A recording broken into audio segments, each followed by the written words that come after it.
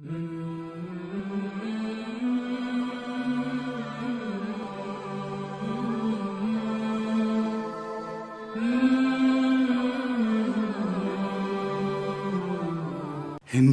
یوں تو ہمیشہ ہی سے صوفیوں اور سنتوں کا دیش رہا ہے۔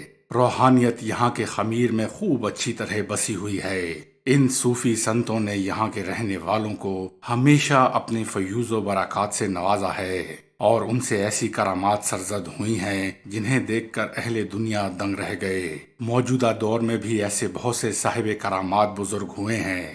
19ویں صدی کا نصف آخر ہندوستان کے لیے بہت سخت دور تھا۔ اسی عرصے میں یہاں انگریزوں کی حکومت قائم ہو چکی تھی، جنگ آزادی ناکام ہو چکی تھی۔ ٹھیک اس کے 4 سال بعد جنوبی ہند میں ایک بزرگ کی پیدائش ہوئی جنہوں نے انگریزوں کو بھی دنگ کر دیا۔ انہی بزرگ نے ہندوستان سے انگریزوں کی رہائی کی پیشن گوئی بھی کی تھی۔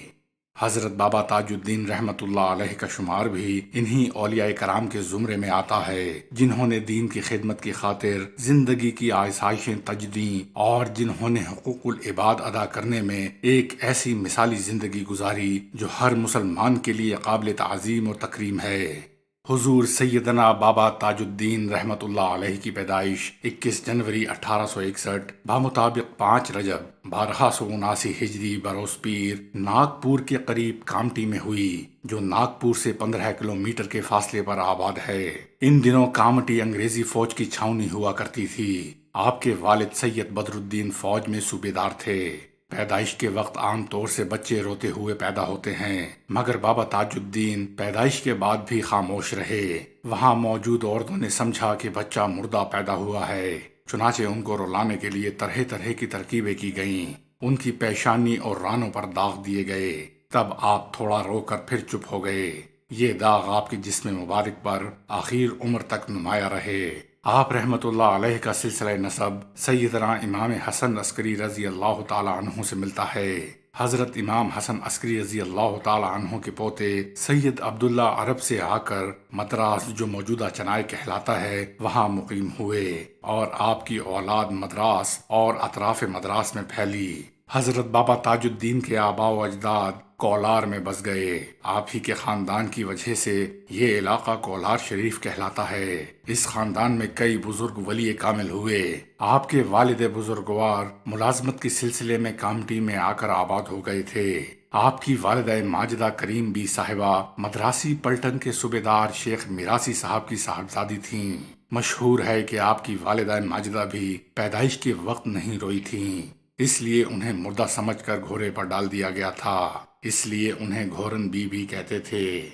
حضرت بابا تاج الدین بچپن ہی میں اپنے والدین کے سائے سے محروم ہو گئے۔ 1 سال کے تھے جب آپ کے والد کا انتقال ہو گیا، اور پھر 9 سال کی عمر میں والدہ ماجدہ کے سائے عاطفت سے محروم ہو گئے۔ آپ کی پرورش آپ کی نانی صاحبہ نے کی۔ یہی وجہ ہے کچھ تو لوگ آپ کو شیخ صدیقی کہتے ہیں، کیونکہ آپ کے نانا شیخ میرا صاحب شیخ صدیقی تھے۔ آپ رحمت اللہ علیہ کی ابتدائی تعلیم کامٹی کے مدرسے میں ہوئی۔ 15 سال کی عمر تک آپ نے اردو، عربی، فارسی اور انگریزی کی تعلیم حاصل کی۔ طالب علمی کے زمانے میں ہی ایک دن مدرسے میں کامٹی کے مشہور صوفی بزرگ حضرت عبداللہ شاہ صاحب تشریف لائے۔ آپ نے حضرت بابا صاحب کو دیکھا اور مولانا صاحب سے فرمایا، تو اسے کیا پڑھاتا ہے؟ یہ تو ازل ہی سے سب کچھ پڑھ کر آیا ہے۔ اس واقعے نے حضرت بابا صاحب کی زندگی کا رخ ہی موڑ دیا۔ مولانا حضرت شاہ صاحب سے واقف تھے اور انہیں صاحب کشف بزرگ کی حیثیت سے جانتے تھے۔ شاہ صاحب دھیرے دھیرے بابا صاحب کے پاس آئے، اپنی جھولی میں سے ایک چھوہارا نکالا، آدھا خود کھایا اور آدھا بابا صاحب کو دیا۔ انہوں نے بے جھجک آپ کا جھوٹا چھوہارا کھا لیا۔ تب شاہ صاحب نے انہیں سبق دیا، کم کھاؤ، کم سو، کم بولو، قرآن شریف کی تلاوت اس طرح کرو جیسے رسول اکرم صلی اللہ علیہ وآلہ وسلم کیا کرتے تھے۔ چھوہارا کھاتے ہی بابا صاحب کی حالت بدل گئی۔ بے ساختہ آپ کی آنکھوں سے آنسو جاری ہو گئے۔ 3 دن تک آپ کا یہی حال رہا۔ رقت طاری ہو گئی اور دنیا کی ناپائیداری اور بے ثباتی کا احساس ہونے لگا۔ اس کے بعد آپ نے دوسرے بچوں کی طرح کھیلنا کودنا بند کر دیا، خلوت پسند ہو گئے اور اپنا زیادہ تر وقت پڑھنے اور فکر کرنے میں گزارنے لگے۔ عربی فارسی کے شاعروں اور صوفیوں کا کلام زیر مطالعہ رہتا، مولانا روم اور حافظ شیرازی کے اشعار اکثر زبان پر رہنے لگے۔ اس طرح نہایت خلوص کے ساتھ آپ پڑھنے اور ظاہری علوم حاصل کرنے میں لگے رہے۔ آپ نہ صرف نصاب کی کتابوں کا مطالعہ کرتے بلکہ خارج میں بھی بہت کچھ سیکھ رہے تھے۔ آپ رحمت اللہ علیہ کھلے دل اور دماغ سے سچی انسانیت کا سبق پڑھ رہے تھے۔ آپ ہندو اور مسلمان میں کوئی فرق نہیں کرتے تھے۔ ہندو، مسلمان، سکھ، عیسائی اور پارسی، دلت، پست، نیچے، ان کی نظر میں سب یکساں تھے۔ صحیح معنی میں آپ انسانیت کے مبلغ اور امین تھے اور انسانیت کا سبق پڑھانے کے لیے اسی سرزمین پر تشریف لائے تھے۔ 1889 میں کنہان ندی میں پانی بڑھ جانے سے کامٹی میں سیلاب آ گیا اور تقریباً آدھی آبادی تباہی کی چپیٹ میں آ گئی۔ بہت سے مکانات بہہ گئے۔ اس میں بابا صاحب رحمت اللہ علیہ کے نانا کا مکان بھی تھا، اس لیے ان کے ماموں عبد الرحمن صاحب کو ملازمت کرنی پڑی۔ اس وقت بابا صاحب کی عمر 18 سال کی تھی۔